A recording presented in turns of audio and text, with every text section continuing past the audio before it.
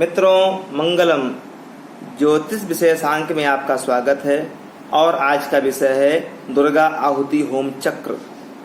कि जब भी हम दुर्गा जी की पूजा होम आदि करते हैं तो उसमें दुर्गा जी का आहुति चक्र अवश्य देखना चाहिए। जैसा कि मैंने आपको विगत जो अग्निवास का वीडियो था, मैंने कहा था कि दुर्गा जी की पूजा में आपको अग्निवास नहीं देखना है। सत्य है, वहां पर आपको दुर्गा जी की पूजा में अग्निवास का नियम लागू नहीं करना है। यहाँ पर दुर्गा जी की आहुति होम में केवल दुर्गा आहुति चक्र ही ध्यान देना है। यह होम चक्र निकालते कैसे हैं, इसका विधान क्या है। हम लोग जब भी कोई कामना परक माँ भवानी दुर्गा जी की पूजा अर्चना आदि करते हैं, वो चाहे आपकी नौचंडी हो, शत सहस्त्र लक्ष इत्यादि कोई भी चंडी की पूजा है, दुर्गार्चन है, या कोई भी कृत्य जो माँ दुर्गा जी से युक्त है, उन सभी कृत्यों के हवन में आपको दुर्गा आहुति चक्र अवश्य देखना है।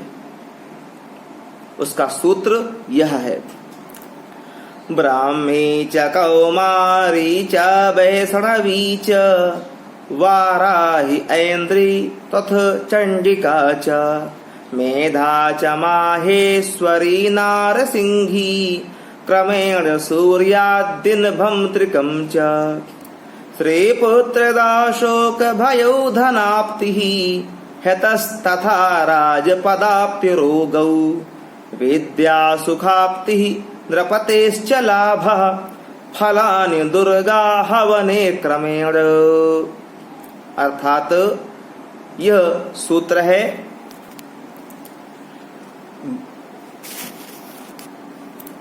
ब्राह्मी, कौमारी, वैष्णवी, वाराही, ऐन्द्री, चंडिका, मेधा, माहेश्वरी और नारसिंही, यह 9 देवियां हैं जिनको यज्ञ आहुति में स्थान प्राप्त है। इन 9 देवियों को 3-3 नक्षत्र प्राप्त हैं। वह सूर्य से प्राप्त होते हैं। जैसे हमें आज कोई भी यज्ञ करना है तो यह देखना है मुझे कि आज सूर्य किस नक्षत्र में है और आज कौन सा नक्षत्र है। इसके अनुसार जो 9 देवियां हैं उनके वो वास स्थान होते हैं और वैसा फल होता है। जैसे ब्राह्मी देवी का आज वास है नक्षत्र में, तो उसका फल होता है धन और पुत्र की प्राप्ति। यदि कौमारी देवी के पास वास है तो अशुभ है, शोक को देने वाला है। वैष्णवी देवी के पास अग्निवास है तो वह अशुभ है, भय को देने वाला है। वाराही देवी के पास अग्निवास है तो वह श्रेष्ठ है, धन संपदा को देने वाला है। ऐन्द्री देवी के पास अग्निवास हो तो श्रेष्ठ है, राज सुख देने वाला है। यदि चंडी देवी के पास अग्निवास है तो वह अशुभ है, रोग व्याधियों को देने वाला है। यदि मेधा देवी के पास अग्निवास हो तो श्रेष्ठ, विद्या सुख देने वाला है। माहेश्वरी देवी के पास अग्निवास हो तो वह शुभ होकर के सुख आदि को देने वाला है। यदि नारसिंही देवी के पास अग्निवास हो तो राज सम्मान को देने वाला है। अतः यह 9 देवियां हैं। 9 देवियों के वास होने पर क्या क्या फल प्राप्त होता है, यह देखना आपको आवश्यक है।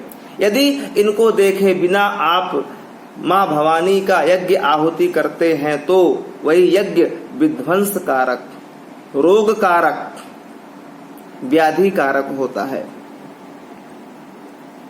किंतु यह तभी आवश्यक है जब कामना परक यज्ञादि में आप आरंभ में मुहूर्त देखते हैं तो। जैसे नवरात्रि है, दीपावली है, दशहरा है, इनमें आपको मुहूर्त देखने की आवश्यकता नहीं होती है, क्योंकि यह स्वयं पर्व की तिथियां होती हैं। इसमें आपको मुहूर्त नहीं निकालनी पड़ेगी। अतः एक एग्जाम्पल आपको देते हैं हम कि दुर्गा होम निकालने का क्या नियम है, उसको कैसे निकालते हैं। जैसे मान लीजिए कि आज नक्षत्र है स्वाति और सूर्य आज जो है वो मघा में है। जो सूर्य का नक्षत्र है वो मघा है और आज हमें हवन करना है जो कि स्वाति है। तो हमने यह देखा, हाँ, यह आपको देखना है कि मघा से ही गिनना है, मघा को नहीं छोड़ना है कि मघा छोड़ दिया, हमने आगे कह दिया पूर्वा फाल्गुनी 1, नहीं, मघा से गिनना है। मघा माने 1। तो मघा, पूर्वा फाल्गुनी, उत्तरा फाल्गुनी, यह ब्राह्मी देवी के पास है। हस्त, चित्रा, स्वाति, यह कौमारी देवी के पास है। अब स्वाति यहां पर आ गया, अर्थात आज अशुभ है। आज जो देवी की आहुति है वह कौमारी जी के सम्मुख है, अतः आज का हवन शुभ नहीं है।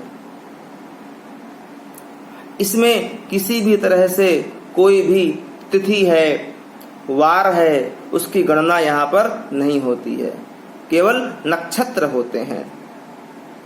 मुझे आशा है कि आज का विषय आपको अत्यंत अच्छा लगा होगा और अतिशीघ्र एक नए विषय के साथ हम आप सबके सम्मुख होते हैं। तब तक के लिए ओम मंगलम।